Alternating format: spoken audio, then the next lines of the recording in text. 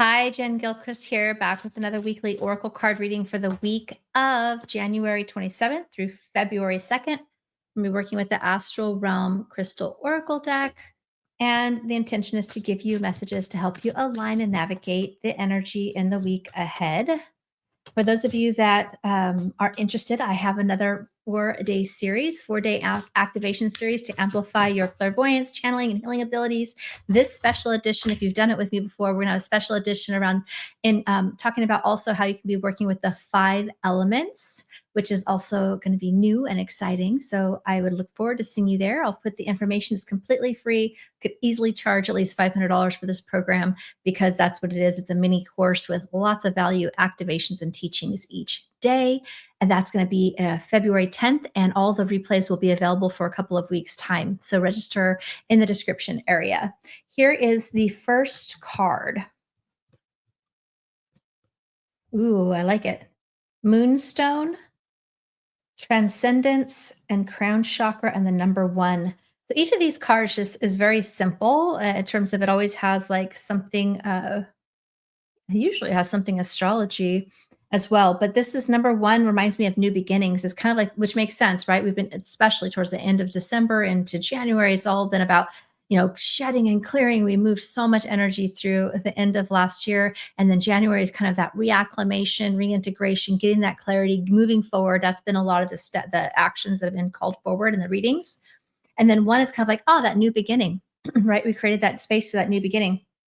Transcendence, you transcended through a lot of the old patternings and fears, limitations that maybe previously were holding you back are no longer going to be a problem. I feel like you're going to see an ease of movement that maybe you haven't felt in a while, which can feel really good. And of course, if you're still heading energy, then it's going to be a matter of what is the opportunity of transformation, and it's time to transcend and let go of those things and to shift them.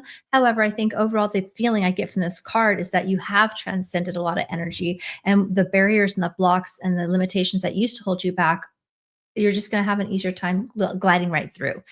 Crown chakra and Moonstone is the crystal. It's really about your intuition. It's about your knowing. It's about connecting with your higher self. It's about connecting with your spirit guides and source directly. And so this is like a time to really pay attention to that information that's coming to you and through you. The next card, ooh, I love it. Pink amethyst. Oh, I have that here. Actually, I love these stones. Pink amethyst. It's really, to me, that's like the high heart energy. It's kind of that connection of the heart and the high heart, that pure divine love. And that's what this says: divine love, high heart, and soul star, which is that connection to your higher self, which is an upper out of body chakra. The number 16 translates to a 7 if you feel like you work with numbers. That's I'm really seeing is like you're embracing and embodying and integrating your higher self, the connection between your spiritual body and your physical body, perhaps integration of the masculine and feminine. You've just come through a big transformation, and now it's like you're even more connected with your divine heart as well as your higher self, which is really one and the same. But that connection to your divine heart helps you to be able to interpret and to experience and to understand and have that coherence in a much more integrated and clear way. So trust your intuition for sure. Oh, I love it. Some of my favorite crystals are coming up here. I've got a lot of labradite. Where's the labradite? There's a big one behind my chair on the station there. But labradite, South Node, for those of you. Now, I'm not an astrologer, but I feel like South Node is kind of like, the karmic patterns or the energy that you're leaving behind, that you're letting go of, right? The number's 21 moves to a 3. Which for me, I know this isn't astrology or numerology, but 3 often represents like connecting with your ascended masters or your own ascended self. And then boundaries is the big message on the card, though. Boundaries. You might be being called into deeper boundaries. Sometimes the labradorite is also about speaking your truth, right? Withholding your boundaries. You might need to clear your energy field or, practice energy tools that clear your energy. But I feel like this really leads me to mean more like speaking your truth. Saying what you mean, saying what you need, and setting a boundary, like something like a verbal conversation potentially with someone or something. And it could also be boundaries on your time, on your energy, on how your money, on your own habits, right? It could be with boundaries within yourself. Again, kind of like prioritizing your time and your needs. But I feel like for most of you, it's going to be about a conversation with somebody else potentially. Oh, fluorite, another fave. Wow, we got a lot of favorites. Fluorite, I love that one for emotional like healing. So this energy says introspection. And I'm going to say this, I think, I don't know if I'm saying this correctly, Astrion, something with astrology, the 15 or number 6. The introspection, this is about tuning inward. So that's what I feel like it kind of goes with this last card, really, about tuning in with, is everything still aligned? Because again, when we have an energetic shift, the outward world, the relationship, the conversations, the way that you were being in your job or with your relationships with others, or even with your clients or to yourself, right? What used to work no longer will, because you vibrated out of alignment with it, right? You vibrated and like evolved, ascended your energy. And so a lot of the old things that used to work won't. So in the beginning, we talked about, you know, transcend, like you've transcended a lot, which means you've elevated your vibration and your frequency, which means what was existing in your world in a lot of ways may not work anymore. So it's important to let those kind of shift, or have a conversation like we were just speaking to reassert a new agreement in some ways, or in some cases, probably let some go. But introspection, where are you in an alignment? Where are you in or out of alignment with your integrity to yourself, to your word, to your values? And again, that can play out to relationship to self with your spiritual path or with other people. And so just recognize what that introspection is. And it feels like you're going to be called to take a level of action on whatever that information is. So making sure that you're tuning into your higher self. I feel called to pull a couple of cards from the Mystical Wisdom deck as a follow up on that to complete this reading. Go with the flow, let things happen. So this is kind of like surrendering and letting go.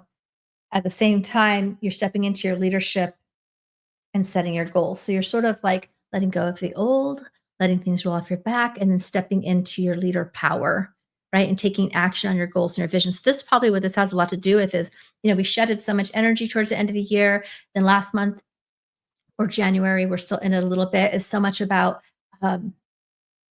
realigning, resetting, integrating that growth, reconfiguring like what are our goals, what is our alignment, what do we want, who are we, where are we going, and now it's about, we have to take action and put our money where our mouth is, kind of a thing, right? Not necessarily your money. It could be that you go into a course or a program, but really that was just more of a turn of coin phrase that I mean of, you have to kind of walk your talk essentially, right? You have to make sure that your actions and your day to day and your experiences and interactions with others really match that alignment where you've up leveled to now, right? So things that maybe used to not bother you will, and that's an indicator to pay attention and to let those go so you can really align with your vision and step into your power and take action on those things. That's going to ultimately bring you the most joy, fulfillment, peace, and happiness for all. Okay. No one that's meant to be in your life is going to leave from your life. In fact, people that are meant to stay in your life, we will be holding a part of the pattern of codependency sometimes. So sometimes, and I'm saying this because there's some of you that might be afraid to assert a boundary with somebody that you're like, but wait, I don't want them to leave, right? But that's the fear. That's codependency. You're evolving out of that, and that allows them to raise their bar into a higher level. Now, ultimately, people always get to choose their own reaction and response to you. Some people shift when we shift. Some people take a while, but you have to kind of raise the bar of standard, it feels like, in some area. And if that involves another person, then actually it gives them permission to up level as well, right? But it might be on their own timing and in their own way. So I hope that makes sense. Let me know how this resonates in the comments below. Check out those free calls about the retreats. I would love to join you. Reach out with any questions you might have. You can also sign up for a free wait list to hear about upcoming in-person transformational retreats, sacred places around the world that I am offering as we move into this year and forward years. All right. Have a great rest of your day. Like, subscribe, share this with your community, and we'll talk again soon. Bye for now.